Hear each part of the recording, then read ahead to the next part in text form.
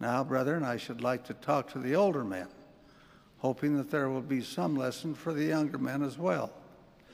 I wish to speak to you about temporal matters.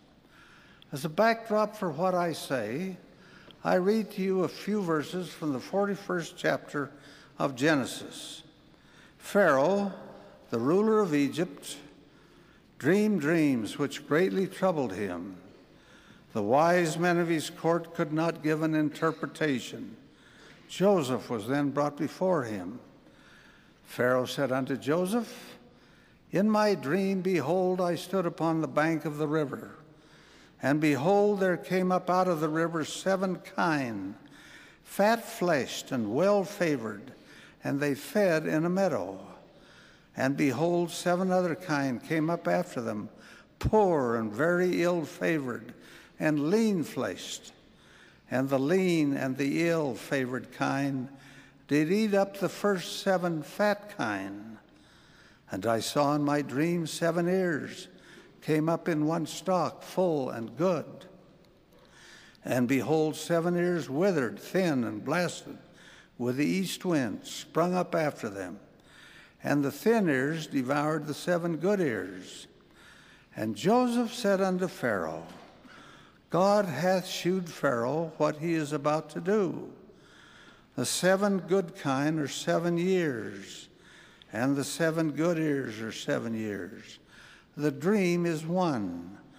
What God is about to do, he sheweth unto Pharaoh. Behold, there come 7 years of great plenty throughout all the land of Egypt, and there shall arise after them 7 years of famine, and God will shortly bring it to pass. Now, brethren, I want to make it very clear that I am not prophesying, that I'm not predicting years of famine in the future, but I am suggesting that the time has come to get our houses in order. So many of our people are living on the very edge of their incomes. In fact, some are living on borrowings. We have witnessed in recent weeks wide and fearsome swings in the markets of the world. The economy is a fragile thing.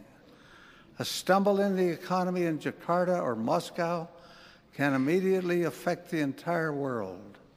It can eventually reach down to each of us as individuals. There is a portent of stormy weather ahead to which we had better give heed. I hope with all my heart that we shall never slip into a depression. I am a child of the Great Depression of the 30s. I finished the university in 1932 when unemployment in this area exceeded 33%. My father was then president of the largest stake in the church in this valley. It was before our present welfare program was established. He walked the floor worrying about his people. He and his associates established a great wood chopping project designed to keep the home furnaces and the stoves going and the people warm in the winter. They had no money with which to buy coal. Men who had been affluent were among those who chopped wood. I repeat, I hope we will never again see such a depression. But I am troubled by the huge consumer installment debt which hangs over the people of the nation, including our own people. In March 1997, that debt totaled $1.2 trillion, which represented a 7% increase over the previous year. In December of 1997, 55 to 60 million households in the United States carried credit card balances.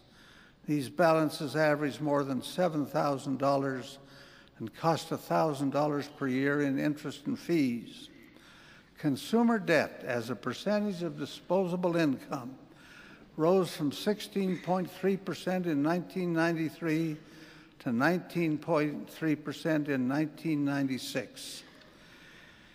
Everyone knows that every dollar borrowed carries with it the penalty of paying interest. When money cannot be repaid, then bankruptcy follows. There were 1,350,118 bankruptcies in the United States last year.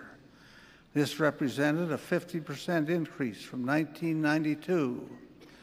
In the second quarter of this year, nearly 362,000 persons filed for bankruptcy, a record number for a 3-month period. We're beguiled by seductive advertising. Television carries the enticing invitation to borrow up to 125% of the value of one's home, but no mention is made of interest.